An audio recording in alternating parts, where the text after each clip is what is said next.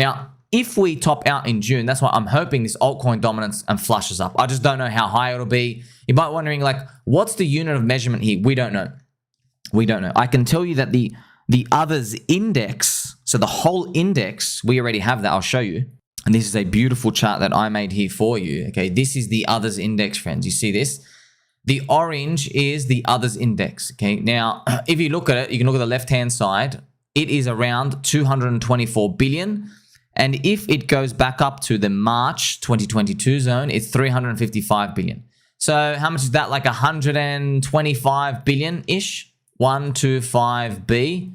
Now, where does that 125 billion go? No one knows. It's just guessing. It goes everywhere and it goes nowhere. It goes everywhere to new coins, some to old coins, but like on average, I can give you some principles. Cycle 1 coins get most of the new money coming in because they just get new of the attention, okay? Cycle 1 coins and Cycle 1 narratives. On average. It doesn't mean you're definitely going to pick the right one. That's around a 50% move from today, which what I'm basically telling you is the average coin in the top 100 will do anywhere from a plus 50% to a 2x. That's the average. You get every single coin. Now, you don't want the average, right? Otherwise, you just buy every coin. You believe that you're in coins that are like way undervalued and keep going up. I already showed you, right? So Chainlink, friends, is only 40% to its golden retracement. So you can see Chainlink is now part of the index, okay? But Chainlink has recovered well with the index. Hex, for example, is lagging, and so is PulseChain and PulseX. If you use Richard Hart as the as one coin, just for an example, there's opportunity though. Okay, there's one example. There's many examples out there as well. So that's how much we've basically got to go in terms of if you look at that others dominance. So this is where we are now, like clockwork, friends, like absolute clockwork. But look where the red arrow is. Bitcoin breaking the all-time high. So Bitcoin, for some reason, friends, like clockwork again, Bitcoin breaking the all-time high. And then look what happens next. You have a giant alt season. You die off and then another alt season. Okay, so there's one and then two. All right, two big alt seasons. The first one's obviously the biggest.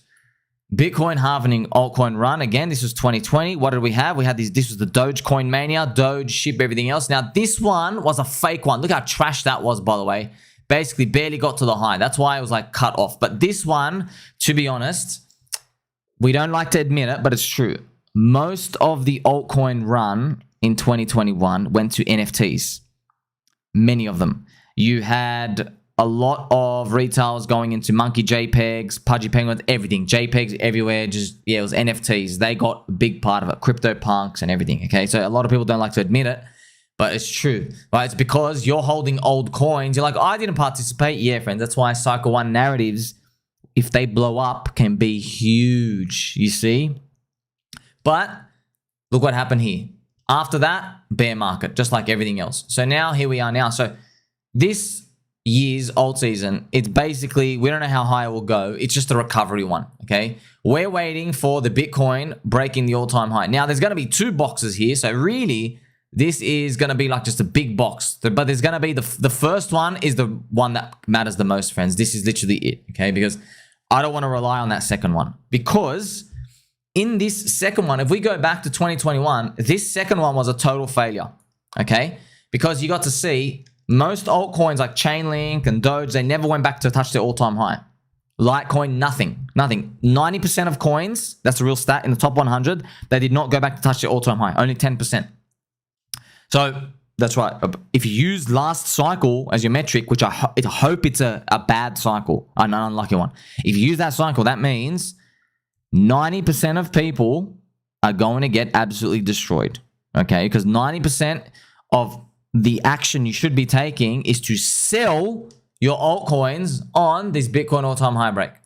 Unless you really believe you're in the top 10%. And let me tell you something, I don't think you should take that chance. Hedge yourself, right? Do you want to be right or do you want to make money?